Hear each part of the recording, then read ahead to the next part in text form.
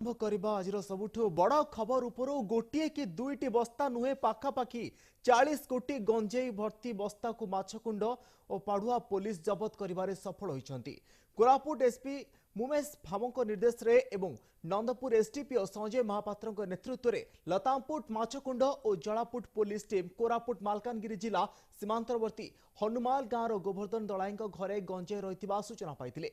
पर पुलिस सूचना आधार में गोवर्धन दलाई बंद घरे राति सारा सर्च ऑपरेशन करथिले एवं 27 वर्ष ऊर्ध गंजेई जबत करिबारे पुलिस सफल होइतिले। ए समस्त गंजेईर अनुमानिक मूल्य पाखापाखि 1.5 कोटी टंकारु अधिक हेबो बोली सूचना मिली। जहां आम पाखे सूचना रही ए समस्त गंजेईर अनुमानिक मूल्य 1.5 कोटी टंकार अधिक हेबो। गतकाली सर्च ऑपरेशन समय एक गंजेई को जबत करा 8 क्विंटाल ऊर्ध गंजेई को जबत करा चलित वर्षर सबुठारु बड़ गंजेई जबत बोली कहुवा बेले वर्तमान कोरापुट अंचल में बारंबार एभली भाव में गंजेई जबत होउछि एवं ए गंजेई को बाहर राज्य को चालान होउछि बोली जहां आम पाखे सूचना रही। आमे जदि कहि परिबा जे वर्तमान कोरापुट अंचल जो गंजेई जबत करा जाउछि ताहा माओ अंचल रे अनेक परिमाण गंजेई मध्य सामिल होइथिबा मध्य सूचना मिली एवं बारंबार एभली गंजेई जबत होछि। जन सर्वसाधारण मध्य ए गंजेई जबत को ने बारंबार प्रतिवाद मध्य उठिछि एवं प्रति वर्ष जो भाव में गंजेई इठी जबत करा जाउछि चलित वर्ष वर्तमान जो 8 क्विंटाल गंजेई जबत करा जाइछि जार अनुमानिक मूल्य 1.5 कोटी टंकार अधिक हेबो। ए संपर्क अधिक सूचना देबा पई फोन लाइन अछंती हमर प्रतिनिधि गोपीकृष्ण पट्टनायक। गोपीकृष्ण आम आपको स्वागत करुच्छू जे वर्तमान जो 8 क्विंटाल ओजनर गंजेई जबत करा जाइछि वर्तमान आपण कोन कहबे कोन रही अपडेट? निश्चित भाव में कही पारिबो देखंतु ए मालकानगिरी हो एबे कोरापुट सीमांतवर्ती एबे गंजेई चोरा चालान रो पेंठ पालटिची दैनिक लक्ष लक्ष टंकार चोरा गंजेई चालान होची। विशेष करी मालकानगिरी एवं कोरापुट वर्ती सीमांतवर्ती कथा हमें कहबा स्वाभिमान अंचल कथा को जाऊ बडुराल कथा को जाऊ पणसपुट बंडाघाटी ए सब अंचल रे प्राय हजार हजार हेक्टर रे गंजेई चाष करती। जदि बा का भा कहि परिबा पुलिस गंजेई चोरा चालान को रोकिबा को चेष्टा करची तबे मूलोत्पाटन करि पारने। विशेष करी कहि परिबा गंजेई चाष रोकिबारे संपूर्ण विफल होइछि जेहेतु दुर्गम एवं उपांत अंचल माओ प्रभावित अंचल होइतिबारु पुलिस से अंचल को चढ़ाऊ करि पारनथुवा मध्ये जणा पड़े। सेहिपरि अबकारी विभाग कर्मचारी संख्या मध्ये बहुत कम रही सुरक्षा दिया जाय पारने सेटा भी मध्ये मुख्य कारण कहि परिबा। गंजेई चोरा चालान रोकिबा बड़ कथा नुहे।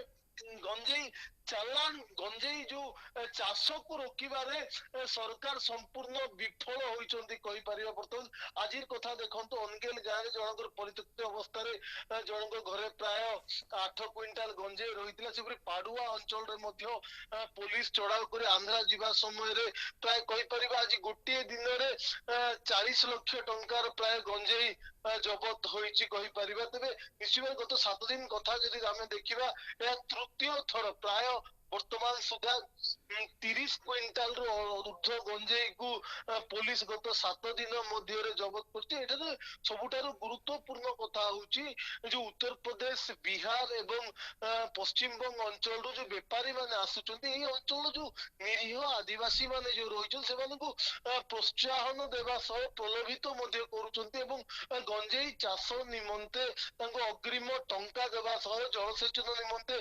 मोटर पंप ठारो आरंभ करी उन्नत मानर बिहन मध्य जोगाउचंती जोटी पई कहि पारे रिजर्व फॉरेस्ट निश्चित भाव गोपीकृष्ण ये आउ गोटे कथा जानवा चाहबू जदि से प्रोत्साहन मिलूची पानी मड़ेबा पंप मिलूची चाष होउथिबा स्थान को मध्य से चाष करूछंती सब प्रशासन जानि पारु नाही केमती?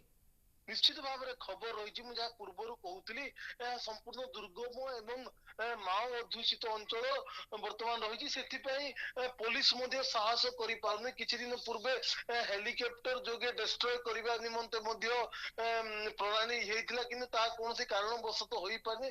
तो गोटे कथा जो मूल चाष रु ओहरी जाउछन्ती आदिवासी माने जो पारंपरिक फसल कथा जो कहा जाउची मांडिया कहतु सुआ कहतु एवं छोट धान कथा भली आदिवासी जो पारंपरिक जो चाष रही बर्तमान विमुख हो उठी आदिवासी जेहेतु कम परिश्रम एवं प्रोत्साहन अधिक लाभ पाउचंती गंजेई किलो पिछा 3000 टंका एठारे बिक्री कले जहाँ जातीय बजार जार मूल्य 30,000 और अंतर्जातीय मूल्य 30 लाख ऊर्ध्व किलो पिछा रही एभली स्थिति आदिवासी माने कम पैसा अधिक लाभ पाउथबारु संपूर्ण भाव में गंजेई चाष प्रति नियोजित हो कही पारे। तो निश्चित भाव में कौन ना कौटी पुलिस एवं प्रशासन विफल होइछि बोली कहि परिबा। अबकारी विभाग मध्य এই যে চাষ রোকিবারে বিফল রয়েছে মু কহিবি 1000 ঊর্ধ্ব হেক্টর বার্ষিক প্রায় 500 কোটি টঙ্কার